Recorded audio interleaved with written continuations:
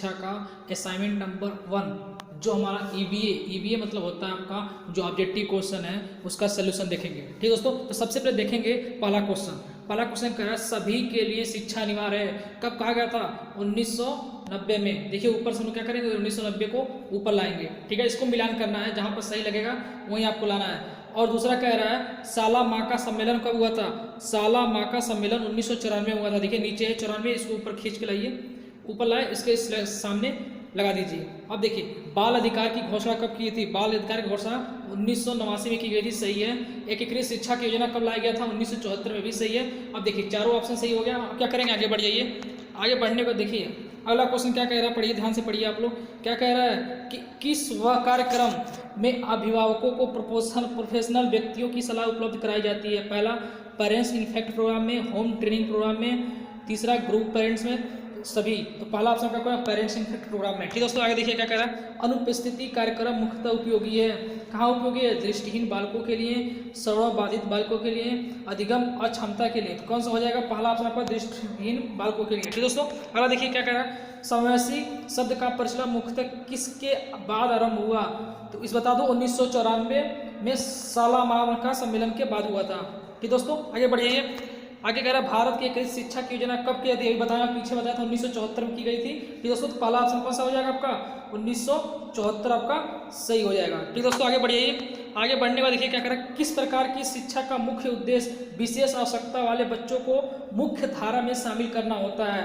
ठीक दोस्तों, इसमें देखिए चार ऑप्शन दिया है, एकीकृत शिक्षा, विशेष, समन्वित शिक्षा, समावेशी शिक्षा। तो समावेशी शिक्षा में सबका आ जाता है। ठीक दोस्तों, आगे बढ़ जाइए। अधिगम अक्षमता वाले बालक वैधता के आधार पर तय होते हैं, जबकि मानसिक मंदता वाले बालक शैक्षिक उपलब्धि के आधार पर तय होते हैं। क्या ये सत्य है या असत्य है? ये असत्य है, बिल्कुल असत्य है। ठीक दोस्तों, आगे बढ़िए। अगला कह रहा है एकीकृत एवं समन्वित शिक्षा दोनों की समान कार्य की प्रणाली, ये भी असत्य है, गलत। दोस्तों अगला देखिए। समावेशी कक्षा में बच्चों की उनकी रुचि के अनुसार पृथक्करण करने पर बल दिया जाता है। सत्य है कि असत्य है? देखिए तो कौन सा ऑप्शन सही होगा? असत्य हो जाएगा। तो दोस्तों देखिए सारा असत्य हो गया था आपका। अब देखिए सर, देखिए 9 क्वेश्चन था, यहाँ पर 9 क्वेश्चन दिया गया है, इसको सबमिट कर दीजिए। सबमिट करने के बाद देखिए आपके कितने क्वेश्चन सब सही हो रहे हैं। देखिए 9 में से 9 सही है। ठीक दोस्तों, अब देखेंगे अगला यूनिट, अगला असाइनमेंट 2 देखेंगे। असाइनमेंट 2। ठीक दोस्तों, पहला क्वेश्चन पढ़िए। किस संशोधन के तहत शिक्षा के अधिकार को मौलिक अधिकार बना दिया गया था? किस सन में बताइए? 2002, 3, 4, 2005। 2002 में कहा गया था। ठीक दोस्तों, अगला बढ़ जाइए। अगला क्वेश्चन पढ़िए क्या। आप अनपढ़ माता पिता के बच्चों को अंग्रेजी सिखाना चाहते हैं। क्यों सिखाना चाहते हैं? आप बच्चों से अंग्रेजी में बात करेंगे? नहीं, आप बच्चों को अंग्रेजी में बोलने को मजबूर करेंगे। आप बच्चों को मातृभाषा में बोलने को मजबूर करेंगे। आप उसे मातृभाषा की सहायता से अंग्रेजी सिखाने का प्रयास करेंगे। ठीक दोस्तों, चौथा ऑप्शन हमारा सही हो जाएगा। अगला देखिए, अगला क्या कह रहा है। अगला कह रहा है शिक्षा का अधिकार अधिनियम 2009 लागू नहीं होता है। क्यों लागू नहीं होता है?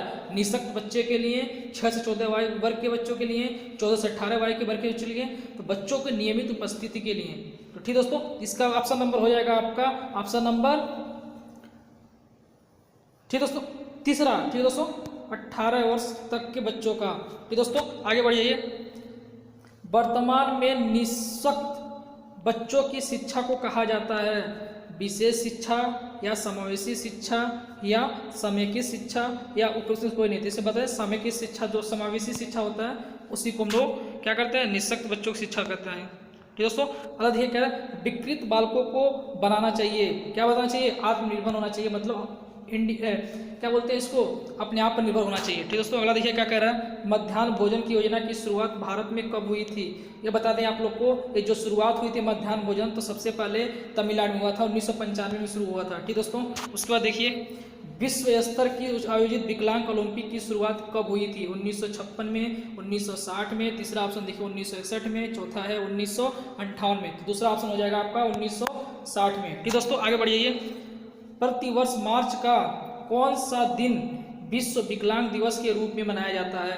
ठीक दोस्तों, प्रथम रविवार, द्वितीय रविवार, तृतीय रविवार, चतुर्थ रविवार। देखिए एक क्वेश्चन आपका टेट सीटेट दोनों पूछा हुआ है, ये हमारा 3rd रविवार होता है। तीसरा हो जाएगा हमारा सही ऑप्शन।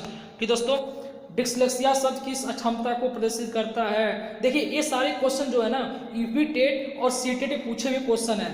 ठीक है। एक होता है डिस्लेक्सिया, एक डिस्लेक्सिया। इसमें क्या होता है, डिस्लेक्सिया मतलब होता है पठन अक्षमता के कारण होता है। कि दोस्तों अगर देखिए किस वर्ष को राष्ट्रीय विकलांग वर्ष घोषित किया गया था, देखिए ये भी पूछा हुआ क्वेश्चन है सीटेट का, 1982 में किया गया था। ठीक दोस्तों, आगे देखिए 10वीं क्वेश्चन था। ठीक दोस्तों, अब इसको क्या करेंगे, वो सबमिट करेंगे, सर्वर तक डाटा पहुंचाएंगे तो सबमिट करेंगे और देखेंगे कितना हम लोग का सही है। ठीक दोस्तों, हमारा दूसरा असाइनमेंट भी कंप्लीट हो जाएगा आज ही। देखिए दूसरा असाइनमेंट कंप्लीट, 10 में 10 आ गया। ठीक दोस्तों, अब हम लोग करेंगे तीसरा असाइनमेंट। ठीक है, हम लोग 5 असाइनमेंट तक आज करेंगे, उसका जो बाकी रहेगा अगले वीडियो में करेंगे। ठीक दोस्तों, 2 असाइनमेंट तक भी कर लिए हैं। तीसरा देखेंगे, श्रवण दोष में ग्रसित बच्चों में दोष हो जाता है। कान से बाहर बिल्कुल सही है, कान के अंदर बिल्कुल सही है, कान के मध्य ये भी सही है। हमारा कौन सा ऑप्शन सही हो जाएगा, तीनों ऑप्शन हमारा क्या हो जाएगा, सही हो जाएगा। ठीक दोस्तों, आगे बढ़ जाइए। अगला देखिए, श्रवण मंद श्रवण क्षति युक्त बालकों में कितने डेसिबल का क्षय श्रवण होता है, 50 से 55 हो जाता है, 55 से 69 होता है। ठीक दोस्तों, देखिए अगला बढ़ जाइए, गहन श्रवण क्षति युक्त बालकों में कितने डेसिबल का श्रवण क्षय होता है, ये क्या होता है, 90 से अधिक होता है, 90 और इससे अधिक होता है। ठीक दोस्तों, आगे बढ़ जाइए।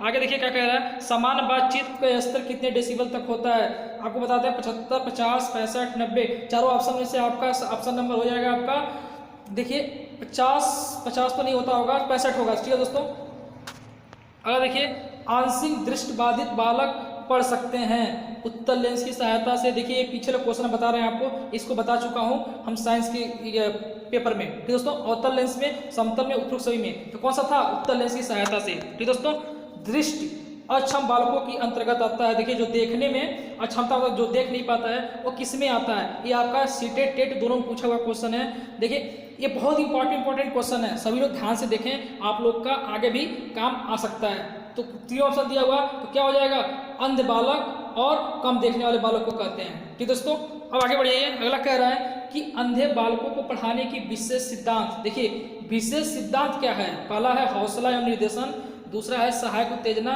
स्व कार्य करना। हमारा तीनों ऑप्शन सही लगा तो सही कर देंगे। ठीक दोस्तों, आगे बढ़ जाइए। आगे क्या कर रहा है, ब्रेल कक्षाएं कहाँ स्थित है, ब्रेल कक्षाएं कहाँ, न्यू जर्सी में स्थित है।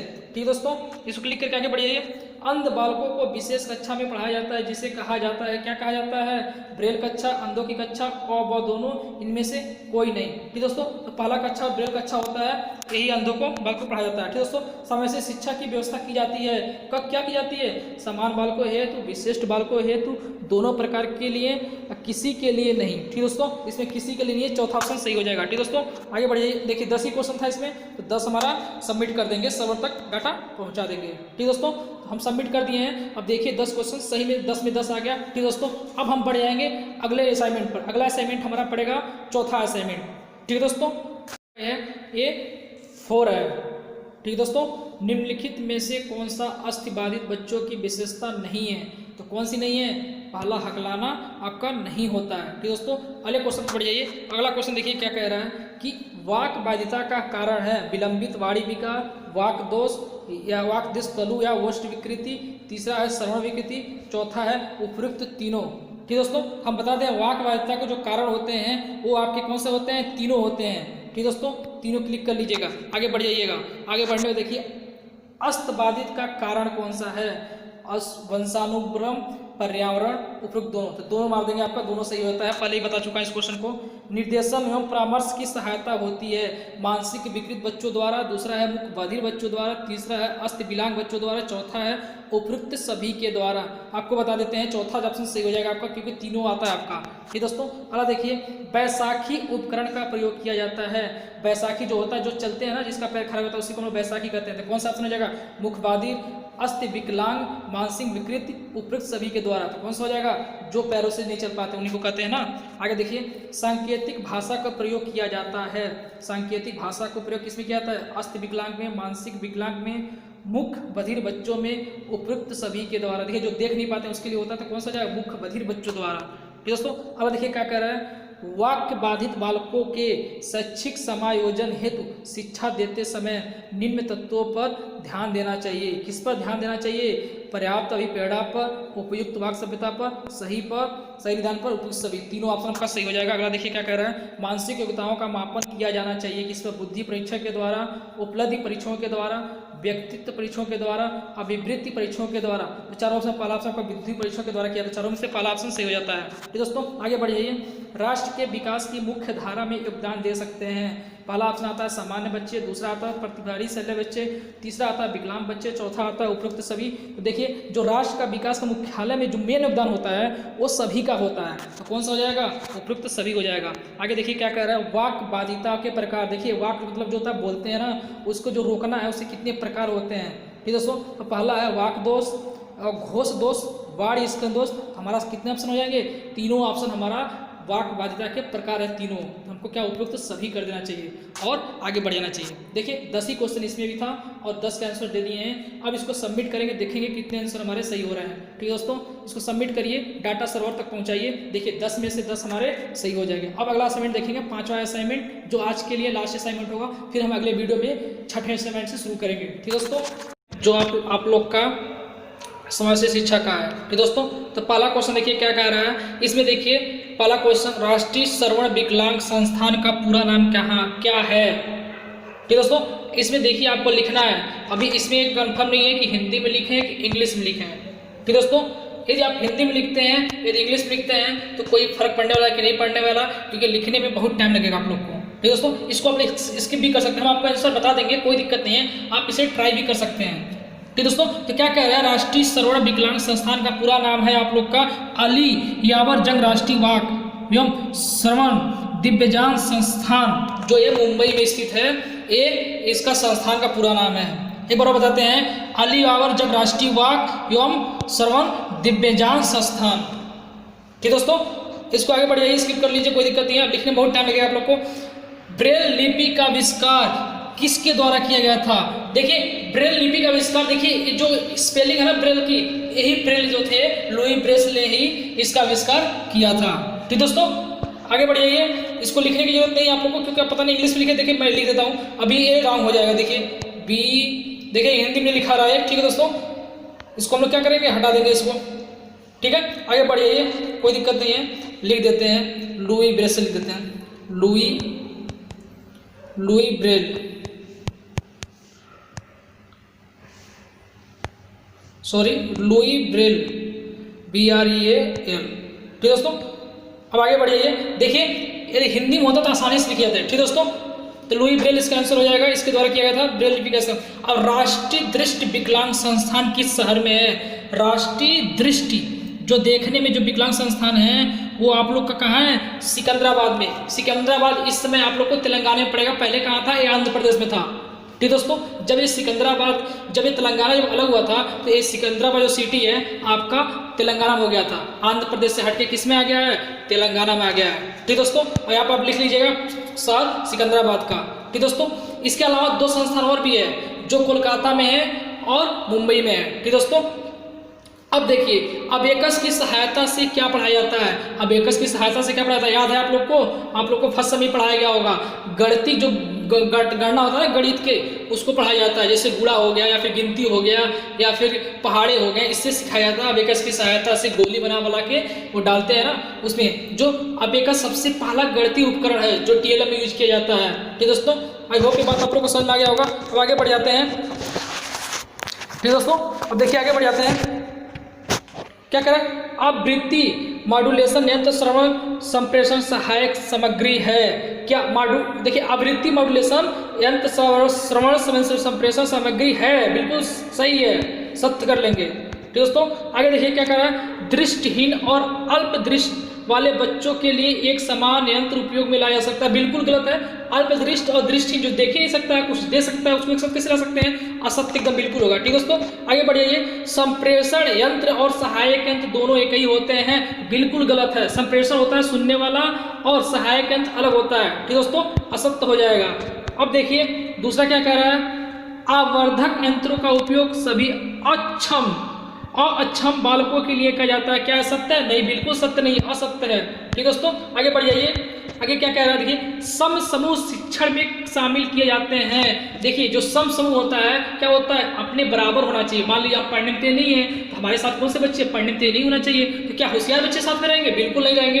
2 मंद बुद्धि बिल्कुल नहीं रहेंगे। देखिए समान आवश्यकता वाले बच्चे, बिल्कुल सही आंसर आ जाएगा आपका। आगे बढ़ जाइए। अब देखिए संप्रेषण सहायक यंत्र का उपयोग मुख्यतः किसके लिए किया जाता है? ठीक दोस्तों, देखिए संप्रेषण सहायक जो हम लोग क्या करते हैं, सुनने का काम करते हैं, तो कौन सा आ जाएगा? श्रवण बाधित आ जाएगा। ठीक दोस्तों, आगे बढ़ जाइए।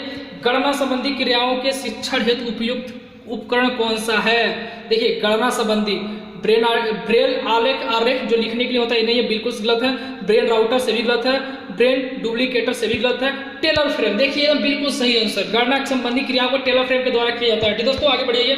कौन सा उपकरण दृष्टिबाधित बच्चों हेतु वैज्ञानिक विषयों को प्रभावशाली ढंग से शिक्षण के लिए उपयोग किया जाता है? ठीक दोस्तों, देखिए पहला ऑप्शन है ब्रेन मानचित्र। ठीक दोस्तों, ब्रेन आरेख, ब्रेन बोर्ड, त्रिविमी जाति। देखिए ब्रेन मानचित्र, इससे क्या होता है ना, आपका दिमाग पूरा घूम जाता है, पूरे वर्ल्ड के बारे में सोचने लगते हैं आप लोग, यहाँ क्या है, ऐसे क्या है, नदी का है, समुद्र का है, हर चीज के बारे में। तो कौन सा हो जाएगा? ब्रेन मानचित्र हो जाएगा। ठीक दोस्तों, आगे बढ़ जाइए। देखिए इसमें कितने स्किप कर दिए हम लोग, 3 क्वेश्चन स्किप कर दिए हैं, वही जो भरने वाला था। ठीक दोस्तों, और एक क्वेश्चन हम लोग लिखे थे, देखते हैं 9 में से कितना सही है। देखिए 7 सही है, क्योंकि हम लोगों ने कितना स्किप कर दिया? 3 स्किप कर दिया। ठीक दोस्तों, 1-2 क्वेश्चन जो लिखे थे हम लोग ना इंग्लिश हिंदी में, वो क्वेश्चन हम लोग का गलत हो गया है। तो दोस्तों आई होप जो ऑब्जेक्टिव क्वेश्चन सारे सही हैं। लिखने वाले में आपको हिंदी लिखना है या इंग्लिश लिखना है, इसीलिए ये पूरे क्वेश्चन का आंसर नहीं आया है। तो दोस्तों आई होप ये बात आप लोग को समझ में आ गया होगा। अब हम मिलते हैं नेक्स्ट वीडियो में कल। तो दोस्तों जो हम लेकर आएंगे 6 से लेके 10 तक के।